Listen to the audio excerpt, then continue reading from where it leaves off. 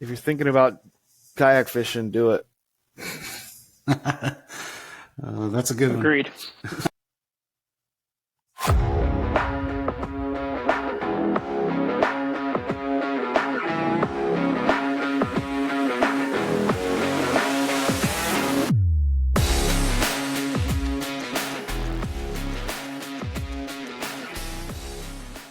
Hello, everyone. Thank you for tuning in to episode 1 of the Kayak Bass Connection podcast. This is a place for anglers of all skill levels that share our passion for kayak fishing. I'm your host, Jared. I'm just an angler like yourself. In today's episode, we feature our very first Winner's Circle segment. Now, the idea behind the Winner's Circle segment is that we're going to sit down with winning tournament anglers, and talk to them about what separates them from the rest of the field during their tournament performance. If you want to improve as an angler, these Winner's Circle segments will be just the ticket. Today, we are lucky to have 2 recent winners from the Southern Illinois Kayak Club Bass Trail from Coffeen Lake, Illinois. This is a late June tournament. First place finisher Jonathan Kessler and third place finisher Jake Schultz have cashed a lot of checks. They've taken a lot of my money, I know that. And they gave up some great tips during this interview. The Kayak Bass Connection podcast is just getting started, so please help promote the sport and promote the podcast by looking for the Kayak Bass Connection podcast on your favorite social media site, and also subscribing to the podcast on Spotify. Hey, without further ado, let's get to the winners.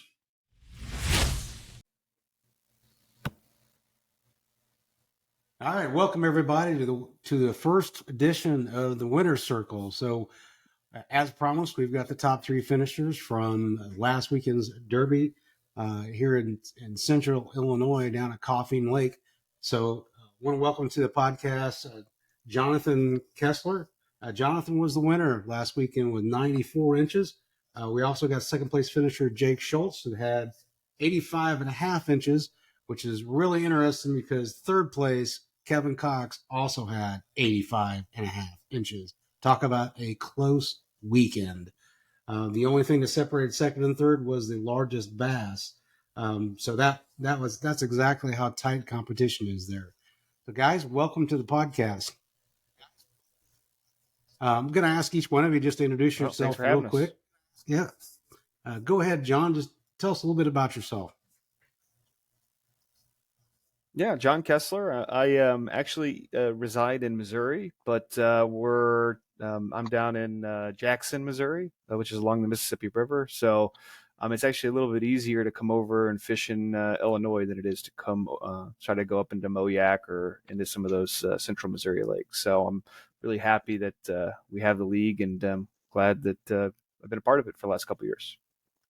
Awesome. Jake, tell us a little bit about yourself. Where you come from? Yes, sir. I reside up here in Gardner, Illinois. A lot of strip pits up here, a lot of old coal mining quarries. So traveling down Southern Illinois is not too bad. Generally, it's a 3-hour drive down there. Okay, awesome. I was going to say, the question was sort of, did things go like you planned? And I'd say we actually fished Coffeen last year in June, and I went in with it with the same game plan that I had last year. So it was I expected it to be sort of slow and steady. So it was obviously a good game plan, but I would say things went exactly how I expected them, kind of as I game planned based on last year. So yeah, now you start out with a plan, and I always like the quote that all plans are great until you get your first punch in the face, right? And your plans can go out the window. So, what kind of metric do you use when you're on the water and you go in and you say, I think they're going to be shallow close to wood or something like that?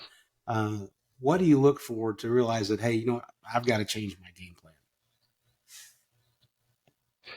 Well, pre-fishing is a big part of having confidence in the game plan. So if you catch fish pre-fishing, the important thing to always remember in my mind is if you caught fish there, there's fish there. And And if you catch one fish there, don't leave fish to find fish. So I think my first fish came maybe about 40 minutes into the tournament or 30 minutes into the tournament, and that kind of gave me that reassurance at this tournament. Normally, though, I'd say I usually go into it with an A, B, and C type of mentality. So I might have 2 or 3 game plans. And if plan A, going into that, I might go, okay, it's going to be this for an hour and a half. And if I don't see anything in an hour and a half, then I'm going to go to B. And if I don't see anything, and I might give B 2 hours or 3 hours or something like that. And I just kind of keep going through. And sometimes you have 3 or 4 solid plans, kind of backup plans, and sometimes you don't. I would say Coffeen was one where it was pretty easy to game plan, but SIKC 2-3 weeks ago was,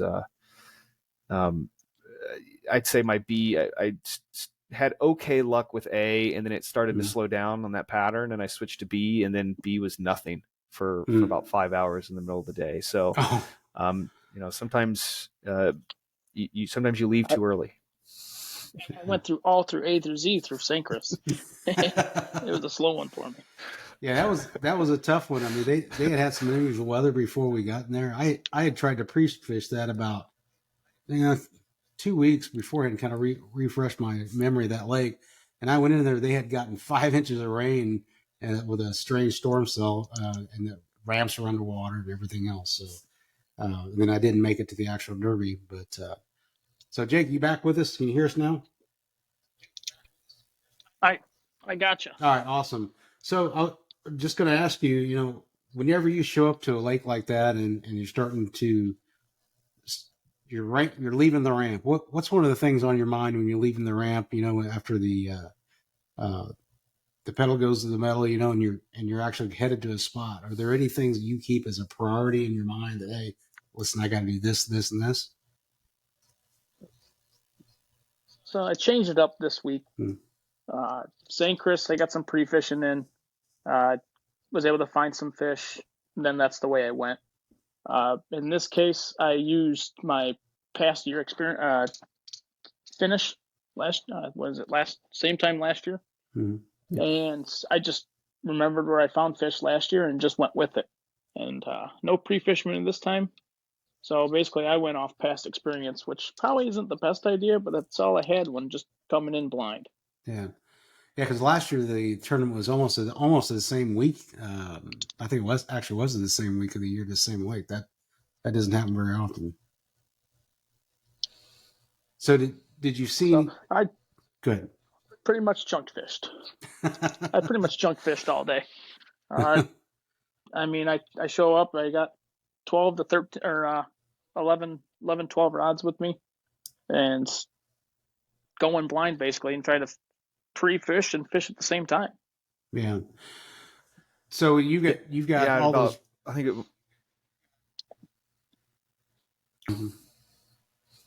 It might have been around 8 o'clock or so. I remember looking to my north about 100 to 200 yards, and I saw Jake out there, kind of looking like he was doing a similar pattern to me. I got a little bit scared for a second. That's understandable. It was really hard not to go out there when you hear Kessler and Hemker out there just yelling. I didn't realize that was you guys. I think I may have heard you shallow guys. bite all day. I went shallow for a little bit and kind of find those grass patches, and nothing was there. So after seeing you guys going fish for fish, and just kind of milled out there for a little bit and caught two or three, and was able to fill out a limit after that going shallow, but it definitely helped going out deep first thing in the morning. Well, yeah. Which is unusual, right? I mean, right. No. Yeah, I can prove that theory because I think those fish are just setting up on the sides there. So one question I wanted to throw out there in general terms, so what do you guys do to prepare for your next tournament?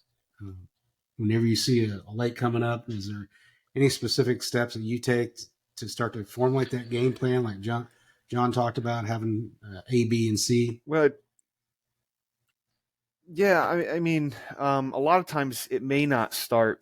It kind of depends on the time of the year. So first thing is you look at time of the year. You try to take a guess at what sort of pattern you're going to be in. If it's pre-spawn or spawn or post-spawn, summer pattern, um, and then in particular this time of year, say looking at the next tournament, typically I'd be looking at contour maps and looking for sort of spots that match the right sort of contours, kind of highlight some spots. This time of year, you're looking for points, certain depths, and then I'll actually sit down and X those out. And then if I have an opportunity to pre-fish, I'll just go an hour at each one of those spots and just see, how many bites, how many fish I catch per hour, and then that kind of gives me my that gives me this time of year. But that type of mentality changes drastically once the pattern changes a little bit. Okay. So Jake, I'd agree with the contour maps. I do a lot of. I probably want to see a lot of these lakes. I've seen a couple. Newton, St. Chris, those are common ones. But Kincaid I missed. But I still do a lot of research during the winter time or when the schedule first comes out. So contour maps, I might go by the five or six that we have on the schedule, and then YouTube videos. I just try to find within a month, the few weeks of the time we're going to be there, just to see what the water looks like. I mean, it's not going to be exact when we come down there, but at least it gives you an idea of, hey, grass, wood, what you're looking at when you get to the lake. Yeah, the clarity of the water is a huge kind of a huge thing to add, and that's hard to judge if you don't have an opportunity to pre-fish. But most of the lakes we fish have really similar colors, and they kind of clear up around the same time of the year. And so, but like I would say like the St. Chris tournament in particular is probably the hardest tournament to plan for, because you're in that transition where you might be switching colors based on water clarity. You're also in the post-spawn transition. Yes, St. Chris was such a mess. It's very hard when you get those cooling lake style lakes too. Yeah. You get the water temp could vary 10, 15 degrees depending on how hard the plants are drawn. Right. So really, your wins, both of you, which of course a very close contest here. Both of you are telling me that win didn't start on that Saturday morning. It's something that starts maybe months before that, and you're pre-planning. Oh, absolutely. I get lucky. Newton's only 2.5 hours for me, so that one's a common one for me to go to. But the rest of them's kind of a 3 plus. Mm-hmm. So I did get lucky with the Newton one, just because I have a lot of hours on that. Yeah, some of them, take Kincaid for example. There's a lot of luck. There's some luck there. I'm pretty close to Kincaid and was able to pre-fish it a couple times in the weeks leading up. But you go there once, and like the first day I went there was maybe a week and a half out, and there was literally there's just spawning bass, spawning bluegill. The shallows are all cleared out from beds. I mean, if you throw anything in the shallow water, you're basically going to get a bite. And literally 4 days later, that entire pattern almost disappears in just like 4 to 5 days. Suddenly, all that is filled back up with grass. The bass are cleared out. There's still resident bluegill, some resident bass, but I think all the people that placed in that tournament ended up fishing sort of deeper ledges with looking for sort of those fry garters and post spawn bass, and that's just 7 days. Plan A goes out the window. I mean, it's crazy. I've seen it change within a day. Yeah. A mile or 2 miles an hour just changes if they want to move shallow or move deep, and that bite was totally different than the day previous. So I mean, you show up for an afternoon pre-fishing, and they're nowhere to be shallow, and then you come the next day and you can't keep them off the hook being shallow. Definitely. Yeah, you mentioned 1 or 2 miles an hour. Are you talking about the wind picking up, and what does that change for you when the wind picks up? I'd say wind speed, wind speed or current. Yeah. Yeah. Okay. Yeah. We don't really even at Coffeen, and sorry, I don't want to sound like I'm talking over you. There's just that little delay, but even at Coffeen this last weekend, there was no wind for maybe about 4 or 5 hours in the morning, and then there was a period at around maybe noon. The wind really started to pick up, and I didn't change much throughout the day. I pretty much stayed on 1 or 2 points, kind of went back and forth a little bit, but there was a period when you could pick up a nice chatterbait bite along the grass when that wind really started to sort of just cause those ripples on the waves, and it would really started blowing in on that southern point. And I pulled out like a swim bait and threw it deep where I was fishing the whole day, and started getting bites on a swim bait a little bit. So just that change in from 1 hour to the next when that wind picks up, making a subtle change can make it, find you a fish or two for sure. Now, is there any of the lakes that are usually on the SIKC tournament schedule that involve any current?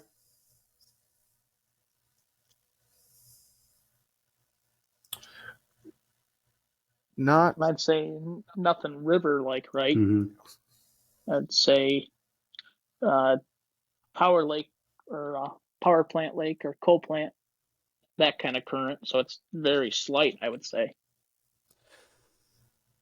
Yeah, I would say, there aren't many. I mean, I will say if there's one that's going to fish differently, it's going to be Devil's Kitchen, but not because of current.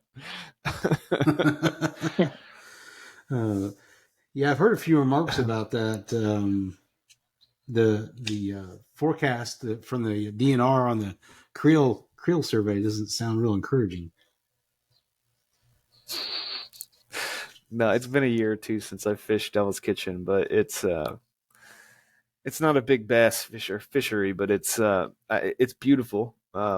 It's very clear water. It's unlike anything. And most of the lakes we fish are 1 foot to 2 foot visibility most of the time. You might get up to 3 or 4 in the middle of the summer, but it's possible the Devil's Kitchen might have 10 or 15 foot visibility. And it also you might see a cypress tree on your down scan in 100 foot of water. Which is really, really special. Yeah, but that's the one thing that has really surprised me. I grew up in Illinois, and but I've never spent a lot of time in Southern Illinois. And one of the benefits to joining a tournament trail like this is that it kind of forces you to get out of your comfort zone and fish where you haven't before. And I've really enjoyed some of these lakes. Are just beautiful. Cedar, for example. It's 4 hours from my door, but it's a real gem to visit. So much so that after I'd fished at a couple tournaments there, my wife and I planned a vacation in the area just so we could take our kayaks out for a couple days. It's completely different from what anything we have in Central. Catch some 7-pounders. Yeah, not that anybody would do that there, right? So. Or 11 according to their tournament charts. Yeah. I think they said that was the top fish. What was it, last year? Well, the last 2 years they posted fish over 10 pounds on the boat tournament reports. Man, maybe take that with a grain of salt or not, but it's impressive. So that was something else I wanted to bring up. We did have at the same time this last weekend, we had a boat tournament that was launched shortly after we did from the same ramp. Thankfully, the body of water is small enough that, they're small boats with 25 horsepower or less on them. But it was a stark difference to me whenever we were doing our tournament recap, weigh-in, if you'll call it, at the end of the day, when we saw their boats pulling in, and it was pretty miserably hot. that afternoon. And I just couldn't help but think of all the fish that were in those live wells and probably had been there for a while that they were going to pull out, and what the fate of those fish would be. What do you think there's any chance that the big boat world is probably going to have to take a look at the catch photo release system that kayaks are using now? I don't think bass will, but I think MLF might. Like in terms of at the top of the food chain. Yeah. I think bass has way too much money invested in their live weigh-ins. I mean, it's the way it looks to me. Bass has a big conference sort of surrounding the weigh-ins at usually a big, large conference center at all the elite events anyway, obviously, right? So I think it'd be a good time before bass ever changes their format. MLF already does some things to try to prevent live fish from sitting in live wells. I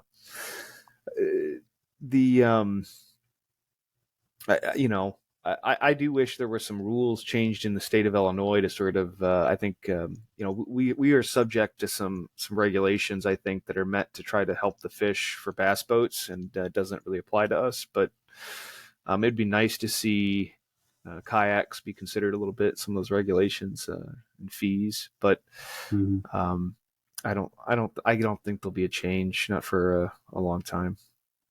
I could see maybe some states making some change. I thought I remember seeing something, and I thought Illinois was implementing maybe within the next year or two about keeper live well tournaments in the hot summer months. So they're going to try to keep those tournaments down in the state, but I could be wrong. But I thought I remember reading something about that. I know that Newton already does that. So Newton, because the water's already really hot, Newton does not allow tournaments in is it June, July, and August? It's something like that. We actually were just looking at this today.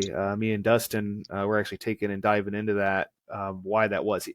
There seemed to be some confusion because somebody seemed to think it was like hunting season or something, and I'm like, there's no hunting season in June or July. So we looked it up, and long standing, it was just whenever the power plant was running full time, the water was really hot and it was really hard on the fish. So they just decided to take the boat pressure off for those 3 months. So I think maybe that's a good strategy if you're in a discharge lake where there is a lot of heat already. I would rather see them manage things better in terms of reducing, like kind of spacing out the traffic a little bit. I think they had 90 boats approved at Coffeen, and I know that we didn't have 90 boats, but if for example we maxed our capacity and the boat tournament maxed their capacity, besides there not being enough even parking spots at the ramp, that'd be an incredible amount of pressure on the fish in a really hot month. For there to be 90 boats out there catching fish on a lake that size. So I think there's maybe some small changes to managing that could just kind of help benefit benefit the ecosystem a little bit.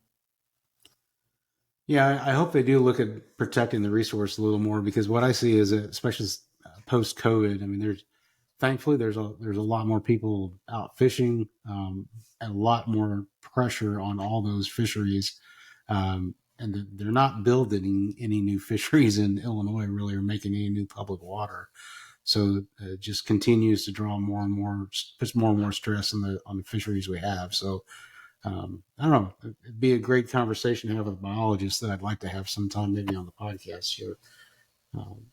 But that being said, I do think that they've, and I haven't been involved for very long, but in the 3 or 4 years that I've been doing this, I think that the state and the managers and I think they have done a good job with what they're given, right? Cedar seems to be really healthy. Newton continues to just impress year after year after year. I think Newton even made Bass's. It might have been in like the top 40 in the Midwest region or the middle region for their 100 lake list. And that was actually like 24 or 25, actually. Yeah, I mean, Sankrist seems to get better year after year. So it's just the lakes that are kind of regularly on our tournament series, I feel like every single year we go back, they're stable. There's good populations of fish to catch. So, I say kudos to the Illinois IDNR, I think, and the that's local the correct fisheries organization. people. So. So have you guys seen any changes in the kayak tournament space that you think have really benefited the sport in the last few years? And both of you have been kayak fishing and tournament fishing for a few years, have certainly been successful. But have you seen anything change either rule wise or equipment wise that you think has helped move the popularity forward on kayak fishing?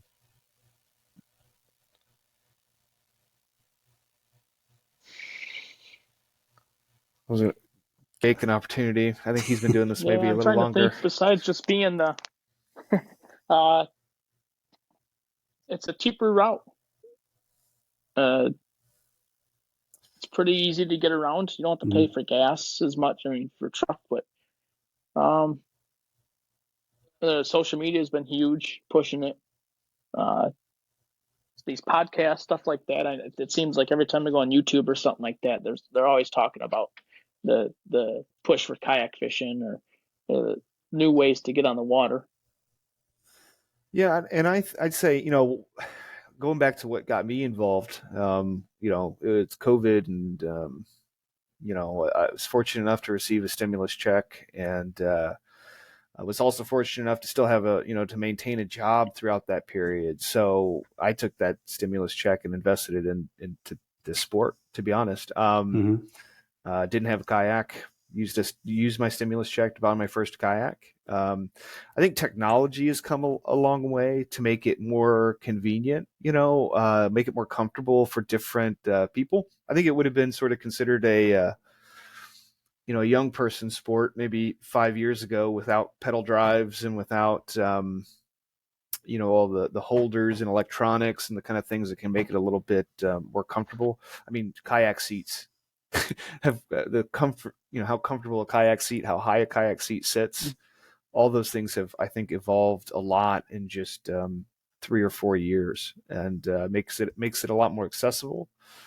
Some of those things don't make it cheaper, but and if there's something that's changed that's hurt it at the same time, it is probably also the advancement in technology. I think when I started, there were 2 people regularly that ran some kind of trolling motor or motor in the tournaments regularly, and I think now, I bet you half the field probably has some type of motor. Maybe not half the field, but a third of the field has a trolling motor, which can, and has its advantages and disadvantages. But that's the negative side to that is that if you're just getting into it, it's a little bit harder, right? It's a little bit harder to compete. So, if somebody was just getting into this, I always kind of say, just enjoy it for the sport. Don't think you're going to come in and win a bunch of money. I think that's big just in general is get to know some guys around the area, even if it's just local or like me, I travel a little bit, but get to know those guys down there. You learn new lakes, you learn new techniques, and it seems like the kayak guys are really easygoing for the most part. I'd say 95 to 99% of the time, it's really easy. Like, hey, what are you guys catching them on? And you learn a lot more, and there's a big community that are willing to help everybody else, and I think that helps push, people to get on the water and push that kayak scene as well. Yeah, I think I might have made a huge mistake this weekend. I let Hemker fish next to me all day. And I think, watching his results from this little monthly or this daily event that he just did, I think he might have learned how to fish a jig, and it scares me. I've seen his 5 fish tonight too. He put them on the board tonight. That's for sure. So, no, but along those lines, yeah, like routinely I fish side by side in a kayak. I mean, I think at my spot this weekend, I know Josh, the league director, he fished next to me for several hours, and Himker fished next to me for several hours, and Tipton fished next to me for several hours, and that's fine. If a boat comes up, I might get a little lippy, but but no, we're real friendly. Talk about what you're doing, how you're doing it, what you might consider changing. I think that's a huge thing. The way the boats act, I cannot see that happening in any remote way if you're in a boat tournament. Take shots at boat. I think the big thing is like kayaks just can't get up and run away 20 miles. It's 100 yards is going to be far, especially. I mean, Kevin. I mean, he paddled all day on that Saturday. It got windy, but he pushed through it and did pretty good. I mean, had me nervous up there at the top 3, but not like we can't just run away from the guys. We're kind of stuck next to each other at times. Yeah, very true. Yeah, it was interesting in this tournament is that the 1, 2, and 3 finishers you had. Now, John, you're in a Hobie, right? So you're pedal powered. Yes, sir. Okay, and Jake, you're in an autopilot, so you're like me playing with the remote control all day, right?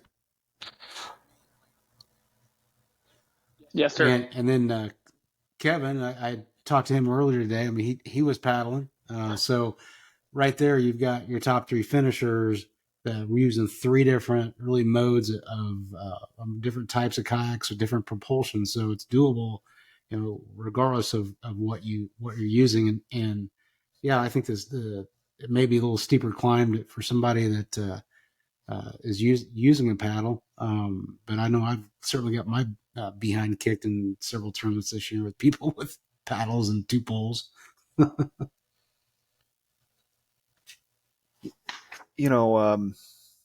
I always say there's different styles of fishing, right? And being in a kayak can definitely influence the type of style that you can fish. I think maybe I'm out of line here, but Jake can correct me. I think Jake prescribes a little bit more to like a Kevin Van Dam style of, move and burn and cover water. Oh, I am covering water, that's for sure. and I'm not afraid, and this is a consequence maybe of being on a kayak. I am not afraid to sit in the same spot for 8 hours.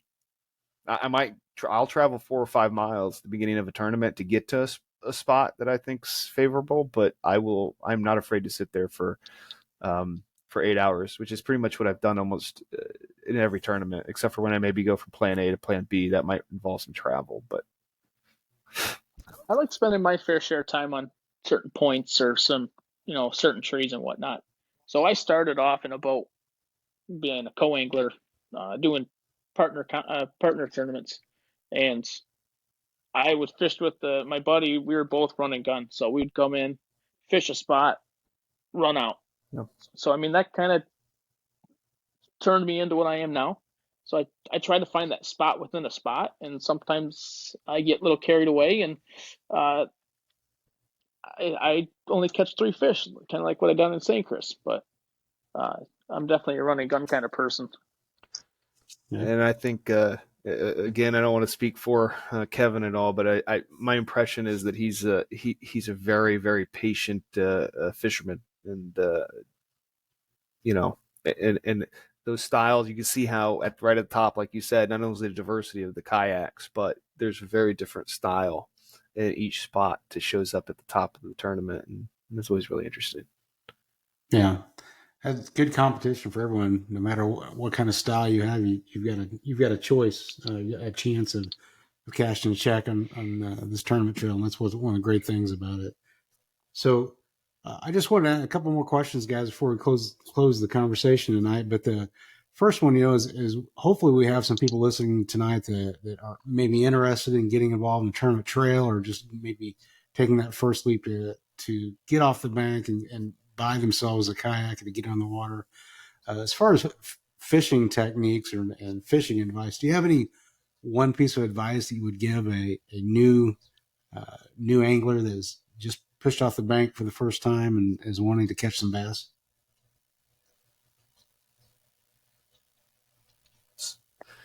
Jake, I'd be. It's tough for me to say it, but I'd say patient. Have a system. I mean, boat's not too bad, but when you're in a kayak, you're kind of narrowed down to your tackle. Get your strengths. I'm a power fishing kind of guy, so I have my rods usually rigged up to what I think I'm going to be using and catching fish that day, and then I'll vary those colors. So be patient, have a system, and then you also you want to be quick and efficient. So you want to be able to make those changes, colors, different presentations. colors. I always think we underestimate. You said presentation. I'll small features, right? How much action something has, how much what its size is, right? And I think there's a propensity that when you're not catching fish, people tend to always downsize and pay attention to the time of the year, because there's sometimes when, if they're not biting, upsizing is going to help you. But those small changes. But the other thing is, if you're not in a motor, if you're not in a pedal, slow down. And when I say slow down, I don't mean slow down your motions, slow down your lure. I think when people first get out there and you're on the water, if you're not familiar with a boat or a kayak and you're familiar with fishing from shore, I think people tend to speed it up. And I've seen fishermen go from like paddling to pedaling, and it doesn't seem like it's a big transition, and it seems like it should be helping you, but they speed things up whenever their hands are free. And when they make that change and they speed things up too much, if they're fishing a jig or a Texas rig or something, they're missing bites a lot of times. So, I say if that's the technique that you're using, don't be afraid, to be just patient with it. And I would like to add on, Kessler, like you said, presentation, like you added, stand out. How many bluegill were up shallow? I don't know if you've seen all the bluegill that were up shallow down in Coffeen, but there was thousands. And I was throwing a little swim jig, and I was almost blending in too much. I'm blending in to where I'm trying to make a bass bite something that is fake when they have the real thing right next to Lots of it. So try to stand out. If it's a little bit of purple instead of all green pumpkin, or blue or something like that, definitely don't be afraid to stand out and throw something kind of abstract. Great advice, guys. Small as the changes that it was, I had two jigs. Yeah, I had two jigs tied on, and one had the only difference between the two rods was a little gold flake versus a little blue flake. Wow. That small change could make a difference in like 6 or 7 bites per couple hours. Wow. Yeah, that's pretty significant when you're only eating 5 good fish. So we got our next tournament stop for the Southern Illinois Kayak Club is Banner Marsh. Have you guys fished there before, and what kind of impressions were you left with if you have been? I have not, but I know that Jake has. So I've been there a few times. Make sure you got a pair of fish grips. Might getting some toothy critter muskies down there. But definitely get ready for some good sized fish. Yeah, Banner Marsh. I've only fished there twice, and I've been dying to get back. And definitely they've got a pretty good population of muskie there. It's a very, very unique fishery because it's a strip mining operation that's been flooded. So there's some. It's not anything like the natural lakes that we usually fish on the trail. So it should be pretty interesting. See what comes out of there. I know there's some. I guess I haven't looked at the rules and regulations yet for what. Is it going to be anything open, or is it certain lakes? There's at least I think I heard that we had at least 3 lakes approved, but I don't know. Okay. I think they have to be approved individually, and I think we've had 3 approved. I don't know if there's others though. Gotcha. Yeah, I think you're right. And I don't have any experience on Banner, but I have some experience at Peabody and do some strip hits. And I strip hits are always a special. You're always looking for something that's unique, but it's not the same. It's not even remotely close to the same thing you're looking for in a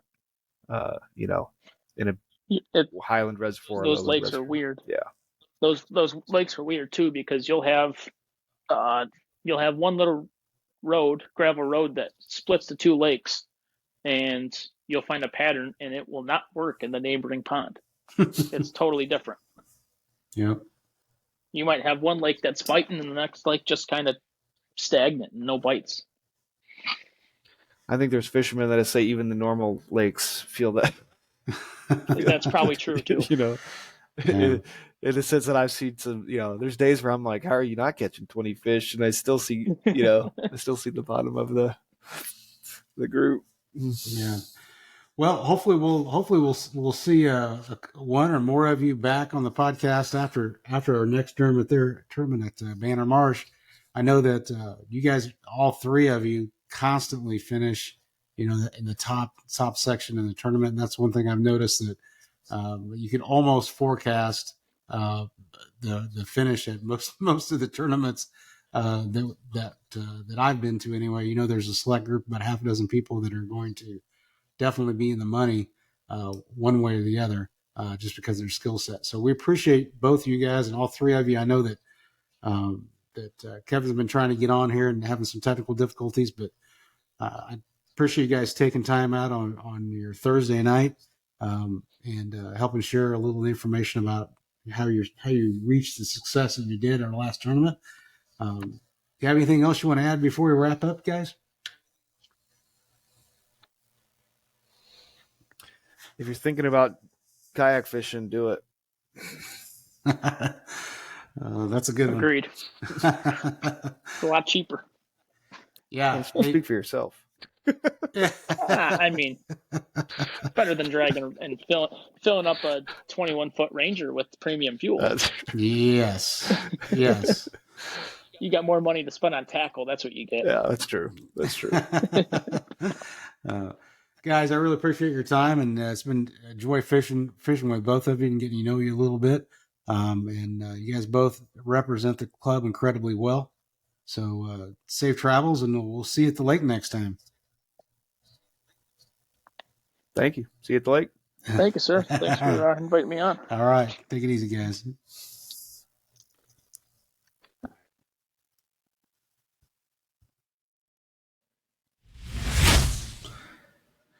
All right, that's a wrap for our very first interview. Thanks to John and Jake for making this a great kickoff for the podcast.